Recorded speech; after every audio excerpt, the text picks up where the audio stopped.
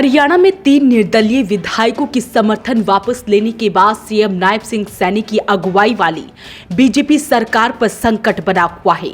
हरियाणा विधानसभा के स्पीकर ज्ञानचंद गुप्ता ने कहा कि परंपरा यह है कि 6 महीने से पहले अविश्वास प्रस्ताव नहीं लाया जाता। हालांकि ऐसा कोई नियम भी नहीं है। यही वजह है कि अब विपक्ष विधानसभा के मानसून सेशन का इंतजार कर रहा है, जहां विपक्ष एकजुट होकर सरकार को बहुमत साबित करने के लिए कह सकता है। वहीं हरियाणा के गवर्नर चाहे तो वो भी अल्पमत की सूरत में सरकार को बहुमत साबित करने के लिए कह सकते हैं। समर्थन वापस लेने वाले पुंडरी से विधायक रणधीर गोलन, नीलोखेड़ी से धर्मपाल गोंदर और चरखी दादी से विधायक सोमवीर सांगवान ने गवर्नर को ही समर्थन वापसी का पत्र भेजा है। देखिए, अभी तक ऑफिशियली मेरे पास किसी भी घटनाक्रम की कोई जानकारी नहीं है। आप सब साथियों के माध्यम से या कुछ समाचार पत्रों में इस प्रकार की सूचनाएं मिली हैं कि 3 जो निर्दलीय विधायक हैं उन्होंने कांग्रेस पार्टी को समर्थन देने का निर्णय किया है। इसके अलावा मेरे पास कोई और जानकारी नहीं। आधिकारिक तौर पर कोई जानकारी सर नहीं आई? अभी तक कोई आधिकारिक तौर पर मेरे पास जानकारी नहीं।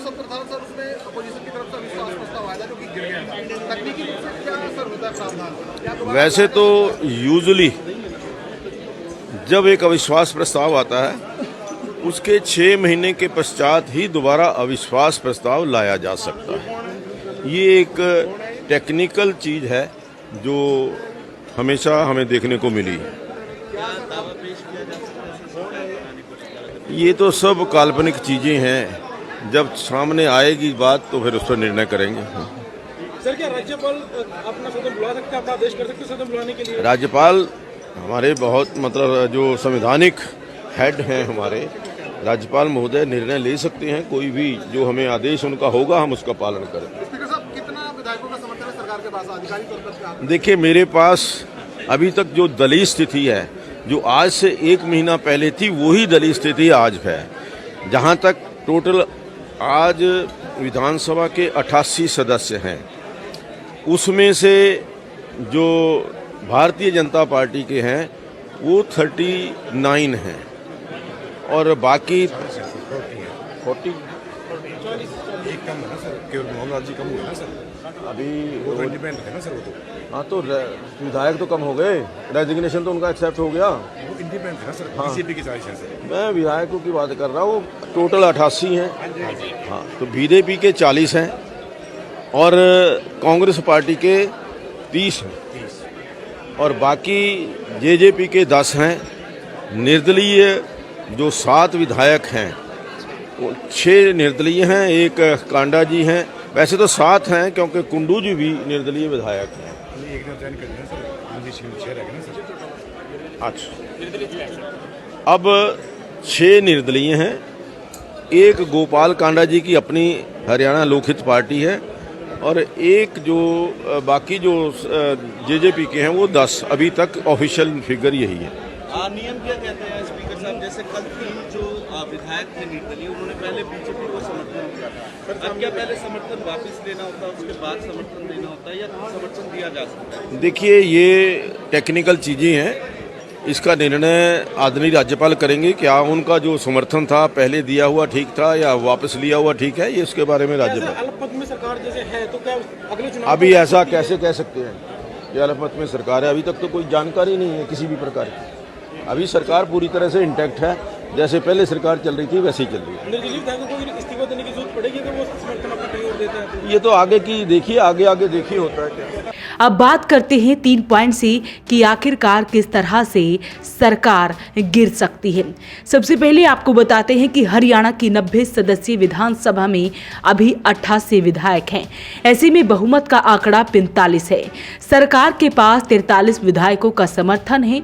इसमें 40 भाजपा, 2 निर्दलीय, 1 हलुपा विधायक हैं।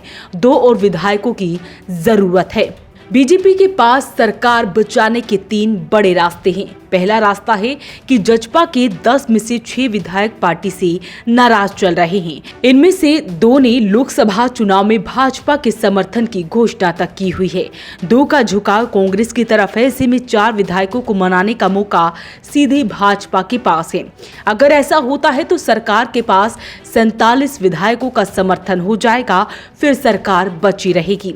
दूसरा रास्ता है एक दिन पहले सरकार से समर्थन वापस लेकर लोकसभा चुनाव में कांग्रेस को समर्थन देने वाले निर्दलीय विधायकों को मनाकर भाजपा फिर से अपने पाले में ला सकती है। इसमें किसी विधायक पर संवैधानिक संकट भी नहीं आएगा और सरकार ऐसी ही चलती रहेगी। तीसरा रास्ता है कि जजपा के नाराज 6 विधायक अगर विपक्ष के विश्वास मत अविश्वास प्रस्ताव के दौरान विधानसभा से गैर हाजिर रहते हैं तो सदन में 82 सदस्य रह जाएंगे। ऐसे में बहुमत का आंकड़ा 42 हो जाएगा और 43 विधायकों से ही सरकार बच जाएगी। इस्तीफा दे देना चाहिए और राष्ट्रपति शासन लग जाना चाहिए। 3 विधायकों का कांग्रेस को समर्थन देने का दुख है, परंतु हुड्डा साहब की ख्वाहिश कभी पूरी नहीं हो सकती। अभी कई तीर हैं हमारे तरकश में और हमारी सरकार को ट्रिपल इंजन सरकार है। हमारी सरकार 3 इंजन इसकी देखभाल कर रहे हैं। हमारे नायब सैनी जी हैं, मनोहर लाल खट्टर जी हैं, नरेंद्र मोदी जी हैं, जो पल पल की जानकारी रखते हैं और उसका इलाज भी जानते हैं। लोकसभा चुनाव को लेकर कैसे देखते हैं? देखिए, लोकसभा चुनाव अपने चरम पर है। लोगों ने मन बना रखा है, बड़ी बेताबी से 25 तारीख का इंतज़ार कर रहे हैं। लोग नरेंद्र मोदी जी को तीसरी बार प्रधानमंत्री देखना चाहते हैं, क्योंकि जो हिंदुस्तान के सपने हैं उनको पूरा करने का जो रोड मैप है वो केवल मोदी जी के पास है, किसी और पार्टी के पास नहीं है।